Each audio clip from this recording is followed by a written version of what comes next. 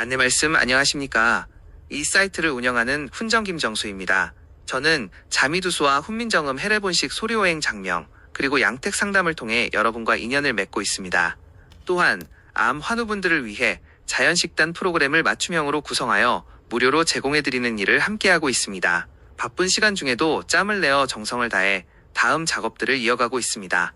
제공해드리는 풍수지리 고전 해동문은 전국풍수지리학회 야학민중원 회장님의 소유로 회장님의 허락을 받아 녹음 작업을 거쳐 여러분께 제공해드리고 있습니다. 듣는 방법은 이어폰을 쓰실 수도 있고 조용한 곳에 계실 때 틀어놓고 생활 중에 습관처럼 듣기 해보세요. 혹시 원문이 필요하시거나 풍수지리와 사주철학에 대해 더 깊이 공부하고 싶으신 분들은 영상 화면 아래 더보기를 클릭해 주십시오. 회장님 카페로 직통 연결되어 더 자세한 도움을 받으실 수 있습니다. 감사합니다. 삼법전서 제2강 고전 강독반 1. 지간이라는 것은 용을 분별하는 제1의 의미다. 태조상으로부터 지간을 분별하면 대간대지를 알고 소조상으로부터 지간을 분별하면 그 일지의 간과 지를 안다. 갈용은 힘이 크고 복이 두텁다. 지룡은 자연히 거기에 미치지 못한다. 자리의 대소는 간지를 한번 분별하면 곧 결정된다. 갈용은 대부분 가운데를 따라 행하고 지룡은 좌우의 손과 같이 양변에서 호위하여 보낸다. 양쪽 물이 와서 닿으면 간이 된다. 또한 갈룡이 한 변을 따라 달리는 것이 있는데 지룡도 함께 나뉘어 한 변에 있다. 그 한 변의 갈룡은 행할수록 힘이 있고 한 변의 여러 지룡들은 단축되어 장원할 수 없다. 이러한 종류의 갈룡은 그로 인하여 일방에 두 개의 조산이 있다. 그 갈룡은 의지하여 양쪽 경계상을 달린다. 그러므로 이와 같다. 지룡은 그 갈룡의 옆에서 한 변은 경하고 한 변은 중하게 나뉜다. 단지 한 변의 물을 거두어 얻는다. 물을 거두는 것을 보고 갈룡과 지룡을 나눈다. 또 지룡 중에 갈룡이 있고 지룡 중에 지룡이 있다. 지룡 중에 갈룡이라는 것은 비록 단지 한 변의 큰 물을 거두어 얻어도 자기의 조종사는 달리 하나의 장막을 일으키고 장막 아래의 물은 같이 합하여 면전을 향하고 양옆의 사가 모두 물을 호위하여 국에 든다. 지룡 중에 지룡이라는 것은 10분의 1 지룡에 불과하다. 단지 한 변의 작은 물을 거두어 얻어 명당에 들어가니 일빈일주의 유정한 소결이다. 갈룡은 사람의 복부와 같고 지룡 중에 갈룡은 사람 손의 가운데 손가락과 같으며 지룡 중에 지룡은 사람 손의 손가락과 같다. 대갈룡은 9년 장상의 용이고 지룡 중에 갈룡이 격이 있는 것도 2, 3품의 벼슬에 이른다. 모름지기 그 격의 고하를 보고 나눈다. 작은 지룡은 재물과 자손이 있을 뿐이다. 2. 탈사박환이라는 것은 거칠고 늙은 것을 벗어버리고 다시 가늘고 어린 것으로 바뀌는 것이다. 지룡과 갈룡을 분론하고 함께 보아야 한다. 대계용이 시작된 처음은 반드시 조악 완준하니 모름지기 일질일단하여 흉안을 벗어버리고 수미하게 바뀌어야 바야흐로 결작할 수 있다. 그러므로 용을 보는 데는 반드시 탈환을 보아야 한다. 무릇 용이 모두 늙은 것으로부터 어린 것으로 바뀌어야 혈이 비로소 이루어진다. 또 일종의 용은 이미 어린 것으로 바뀌었으나 뒤에 도리어 늙은 것으로 바뀌어 나오는데 여기에는 두 가지 법이 있다. 하나는 어린 곳에는 미열을 맺고 바뀌어 나온 완악한 봉우리는 나가서 수구를 만든다. 다른 하나는 바뀐 늙은 곳은 조산을 이루고 그 아래에 다시 바뀌어 나온 어린 가지의 혈을 이룬다. 그런 것은 용이 높게 멀리서 달려와 질단박환을 하지 못하고 곧게 혈장에 이르니 기세가 운강하고 호종이 주밀하고 크니 속인들이 좋아하는 곳이다. 탈사를 겪지 못하여 살기가 제거되지 못함을 알지 못한다. 이는 산적대에 멸족되는 대흉지이다. 3. 격국이라는 것은 용의 귀천을 분별하는 것이다. 용이 박환을 겪은 뒤에는 모름지기 그 격이 있는지 없는지를 보아야 한다. 격이 있는 것은 귀룡이 된다. 만약 격이 없으면 비록 체세가 강황하여도 결국은 부자가 되고 자손이 있는데 불과하고 귀할 수 없다. 돌아보면 갈룡이 있는데 도리어 귀하지 못하고 지룡에 매이는데 도리어 청귀함은 유격무격 때문이다. 용격의 갖춤은 옥수경 설천기 두 서적에서 갖춘 것이 아니다. 그러나 백천의 수많은 만나기 어려운 것들은 알면 좋으나 몰라도 된다. 내가 그 보통에 꼭 필요한 것들을 왼쪽에 취하였다. 4. 태복이라는 것은 용척상에 자웅이 서로 돌아보는 성으로 그 성이 있으면 자웅이 교구하여 태를 이루니 전도가 좋아 혈을 이룬다. 그 형태는 일성의 면은 앞을 향하고 일성은 계면하여 뒤를 향한다. 두 성의 면은 서로 향한다. 그 뒤에 성은 웅이 되니 복이라 하고 앞에 성은 자가 되어 태라 한다. 그 용맥은 태성의 배후를 따라 내려간다. 금암에 이르기를 복태는 36이 전하고 복의 18격과 태의 18격이 있다. 이는 용상에서 결작을 분별하는 묘의이다. 그리고 세상 사람들은 대부분 모른다. 일종의 맹술자들은 이 복태성과 금우정거 중에 천여를 점한다. 이를 어찌 하는가? 이 그림은 복태의 큰 형태에 속하는데 모두 36격이 있다. 금암경에 상세한데 덧붙이지 않는다. 세상 사람들이 용을 논함에 대부분 기복을 기뻐하는데 많은 기복이 용의 아름다움이 아니라는 것을 모른다. 기복은 지룡의 채도이다. 만약 대갈룡이라면 고산과 평강을 불론하고 능히 허리를 뽑아내어 곧게 행하고 성봉을 일으키지 않는다. 아울러 기복이 없다. 그러므로 정령두상에는 봉우리가 생기지 않는다고 말한다. 만약 능히 수리를 평탄하게 행한다면 귀함을 말로 할 수 없고 1, 2쯤도 대귀하며 발리가 나아가도 상룡의 혀를 맺는다. 사람들이 기복으로 묘함을 삼는데 그 묘한 곳을 알지 못한다. 정령은 여기에 있지 않고 하나의 평탄하고 고든 데 있다. 세상 사람들은 용을 논함에 곱고 긴 것을 좋아하는데 곱고 긴 것은 용의 귀함이 아니라는 것을 모른다. 곧고 긴 것은 철룡의 채도이다. 만약 귀룡이라면 고산 평강을 불론하고 능히 날개를 횡으로 넓게 펼친다. 오직 횡으로 넓어야 비로소 크게 맞이하고 크게 보낼 수 있어 허다한 미격을 이루어낸다. 오직 횡으로 넓은 용은 지룡과 갈룡을 불론하고 함께 대귀인이 나온다. 길게 느린 것으로 묘함을 삼는데 묘한 곳을 모른다. 정령은 이런 곳에 있지 않고 하나의 횡으로 넓은 곳에 있다.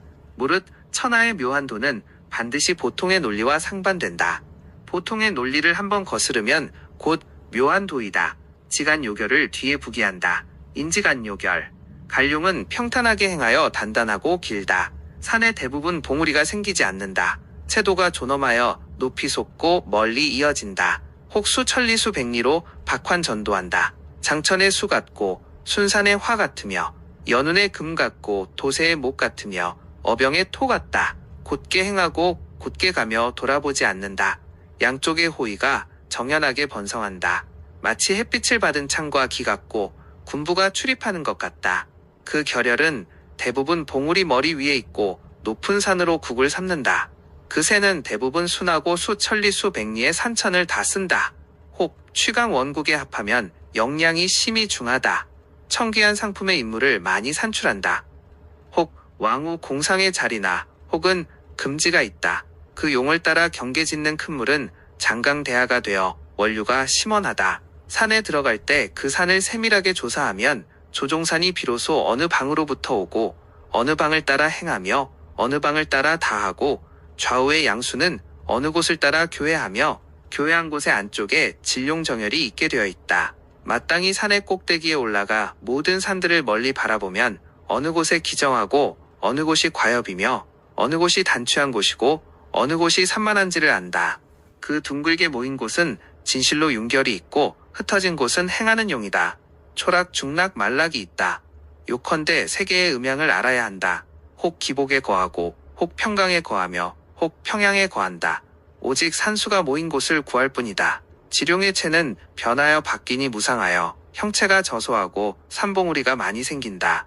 좌우의 지각은 대부분 편생이고 형세는 대부분 단축되었으며 출맥은 대부분 몰래 숨어 있다. 혹 등성마루의 성체는 마치 난서목 같고 괴고토 같으며 골랑금 같고 유주수 같으며 노중화 같다. 행도는 대부분 위 굴곡만환하여 사람들을 위하여 혀를 맺는다. 많은 과룡국어는 대부분 편소하다. 이것은 지룡의 대강을 말할 뿐이다. 만약 지중의 간과 간중의 지라면 자연히 성신이 이미 이루어졌다.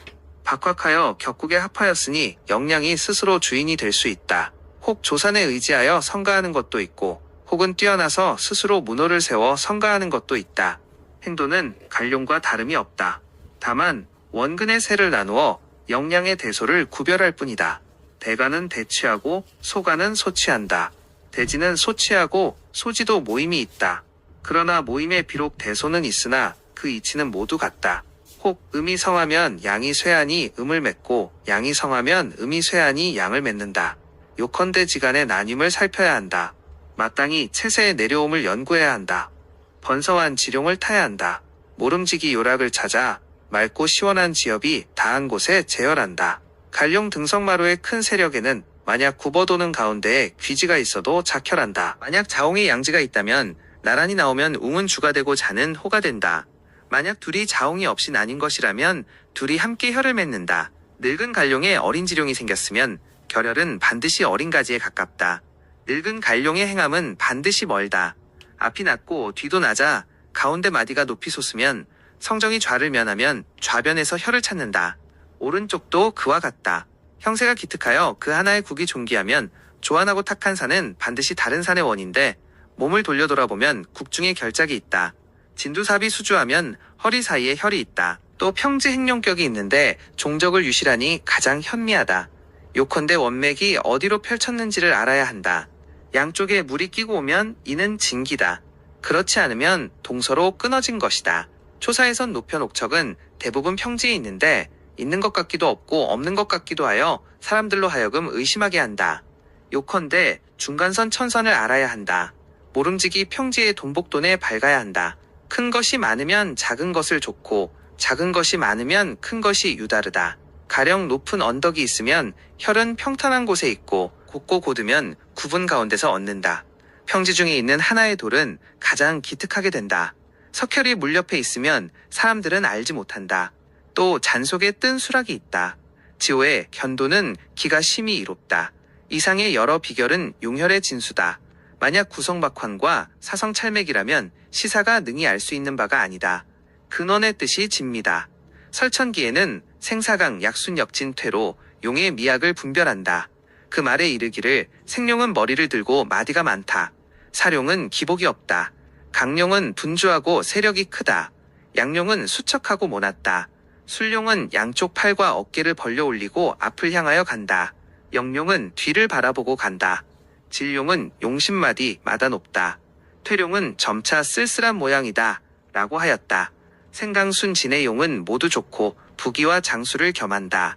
사약 역퇴의 용은 가장 흉하여 요절하고 빈궁하다고 했다. 이렇게 용을 분별함은 아닌 건 아니지만 용렬하고 얕은 논리다.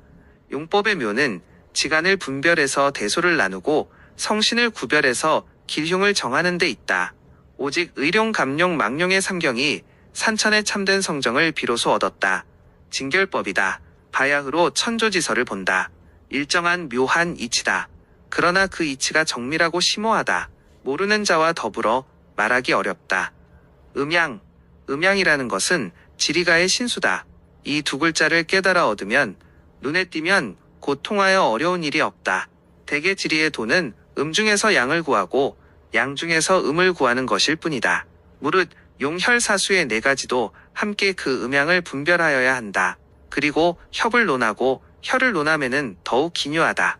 장차 협과 혈을 논할 것이므로 여기서 먼저 변명한다. 다만 음양에는 양공과 요공의 두 가지 설이 있다.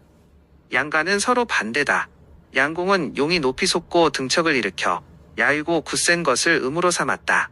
혈의 복장 유돌로 음을 삼았다. 사의 돌 배변으로 음을 삼았다.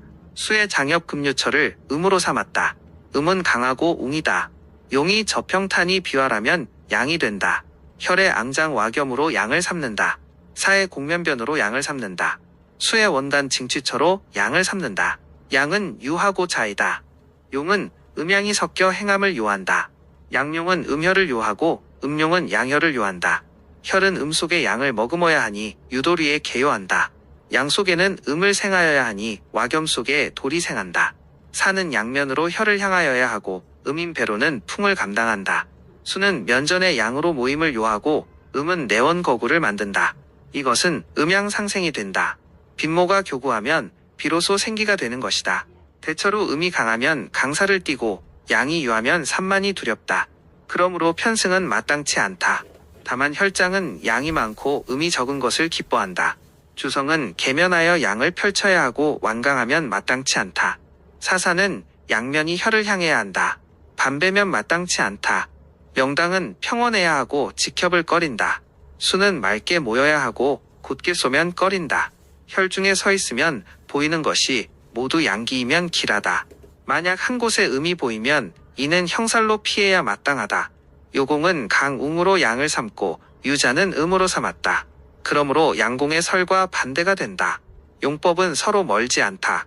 이공의 글을 읽어보면 음양자옹을 나누어 해석하여야 한다. 양공은 유의로 양과 자로 삼았고 강급은 음과 웅로 삼았다. 요공은 강웅으로 양을 삼았고 유자로 음을 삼았다.